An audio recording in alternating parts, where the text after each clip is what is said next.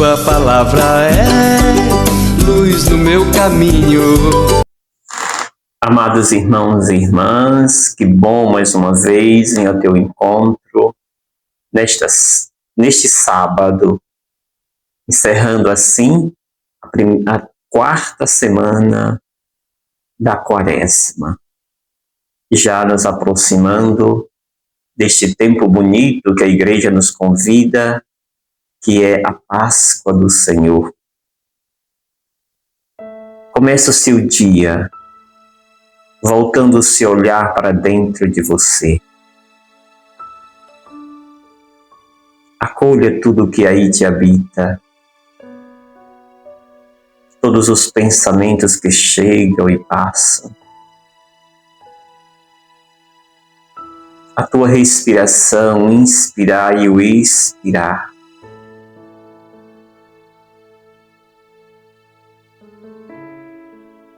Sinta-se amado nesta casa,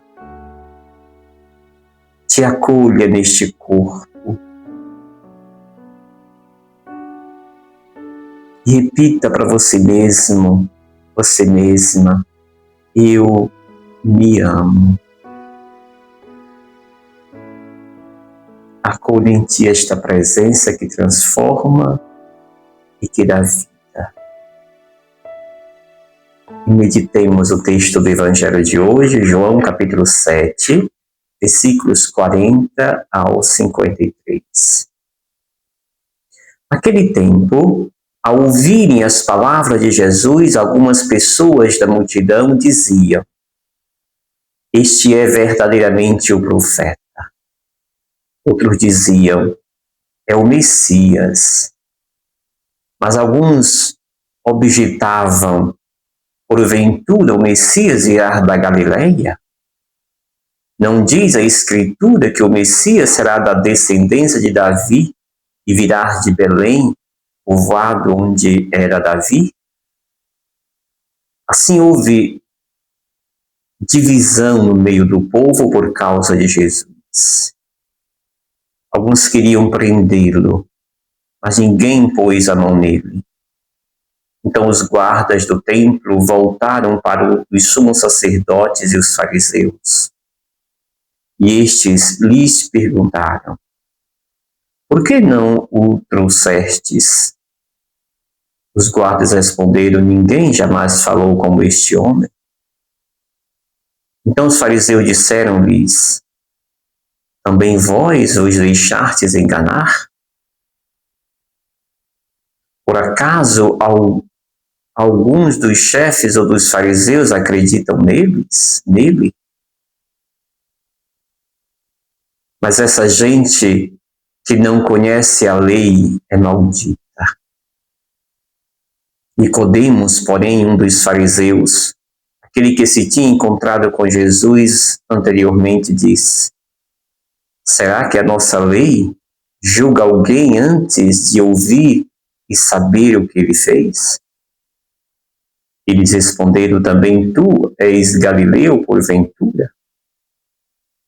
Vai estudar e verás que na Galileia não surgem profetas. E cada um voltou para a sua casa. Palavra da salvação. Glória a vós, Senhor. Amados e amadas, à medida que Jesus se aproxima de Jerusalém, e à medida que se aproxima os dias da sua paixão, morte e ressurreição, o conflito se fortalece. A divisão está plantada. E aqui neste evangelho se torna muito claro: aqueles que aplaudem Jesus, e tem uma boa parcela que o aplaude, reconhece nele o Messias, um profeta. Ou seja, é o esperado.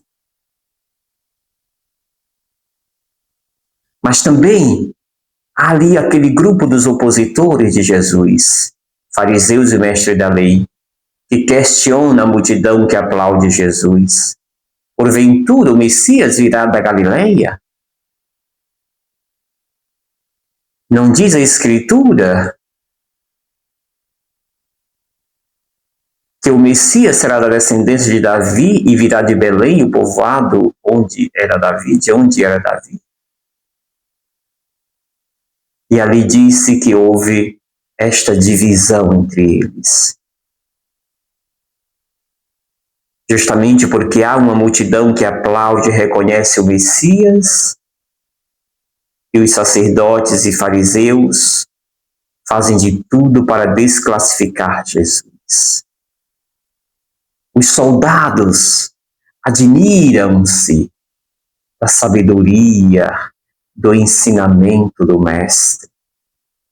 De tal maneira que vão dizer: ninguém jamais falou como este homem. Ninguém falou tão bem como este homem. E os fariseus e mestres da lei irão, portanto, condenar essa atitude dos soldados que deveriam prender Jesus. Mas também Nicodemos, aquele que já conhece, já teve com Jesus, vai dizer: porventura, pode-se prender alguém sem antes dar a oportunidade que este se defenda? E fariseus e mestres da lei estão tão presos ao seu perfeccionismo que diz a Nicodemos: vai estudar. Caríssimos irmãos e irmãs, quando nós não temos discurso, quando nós não temos fundamento daquilo que defendemos, nós apelamos para o autoritarismo. É o que faz os fariseus e os mestres da lei. Apelam para o autoritarismo diante de tantas evidências de que sim, ele é o Messias. A multidão o reconhece, os soldados o reconhecem. Nicodemos tem clareza que ele é Jesus, o enviado, o Messias. Mas precisamos deixar que a lei faça a sua vez na cabeça dos fariseus e mestres da lei. Se vive uma lei fundamentalista que não está aberta a esta novidade. Tantas e tantas vezes também nós caímos no perigo de viver o fundamentalismo, de achar que certa é a minha ideia. Se alguém fala uma outra ideia, este deve ser condenado. Temos no Brasil um leque de pessoas imensa que se coloca contra a igreja, contra o Santo Padre, contra a CNBB, contra a nossa campanha da fraternidade. Fraternidade e ecologia integral. Somos parte deste universo. Somos parte desta natureza que aí está. Não podemos nos eximir dela. Pois somos parte integrante da natureza que Deus fez. Se não cuidamos dela, nos autodestruímos. Por isso, nos coloquemos neste sábado diante de Deus, na intercessão materna de Maria, que ela enriqueça a nossa fé e nos ajude a amar e viver integrado neste grande universo. Deus nos coloca para amar, para preservar. Eu te abençoo, em nome do Pai, do Filho e do Espírito Santo. Amém. Gratidão. Obrigado, Senhor,